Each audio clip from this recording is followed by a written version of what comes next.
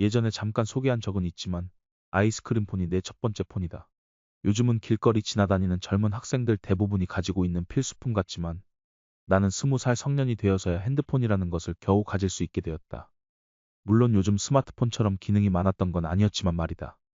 스마트폰 시대에 접어들면서 소통이라는 게 늘긴 한 것 같은데 어째서 더 고독해지는 걸까? 예전엔 기다림의 미학이라는 게 있어서 소통의 범위 안에 기다림은 지극히 당연하게 존재하고 있었다. 그 시절 분위기를 가장 잘 표현하는 만화가 갑자기 생각났는데 아다치 미츠루 작가의 H2가 그것이다. 작품 내에 명대사는 참 많이 있지만 메신저 없이 소통하던 당시 시대상을 가장 잘 표현한 장면이 있다. 주인공 히로를 3시간이나 기다리던 하루카의 대사. 기다리는 시간도 데이트의 일부잖아. 데이트 시간은 길면 길수록 좋은 걸. 요즘 같은 때야 조금 늦으면 늦는다고 칼같이 전화하거나 톡이 불이 났을 텐데 그 시절엔 소통 창구가 집 전화밖에 없던 시절이라 시간이나 장소를 수정한다는 건 미리 하지 않으면 곤란한 상황이 발생되는 것이었다. 지극히 제2성향이어야지 편안한 시대일지도. 물론 극중 하루카도 지나치게 여유가 있긴 했지만 요즘 같은 성급함이 당연시되는 시대가 아니었던 것이다. 그래서 그런가 나는 기본적으로 90년대에 나왔던 영화들이 특히 명작이 많았다고 생각한다. 획기적인 스토리도 많았고 산업의 발전이 사회 전체적으로 일어난 덕분에 활기도 넘쳤다. 2020년대의 지금을 보면 결국은 과거 명작의 오마주나 후속작 개념이 많거나 인종이나 배우만 바꾼 세련되고 화려해졌지만 결국은 똑같은 영화들이 많다. 명작을 한 작품에 올인해서 만드는 것보단 양산형으로 많이 쏟아내는 느낌일까.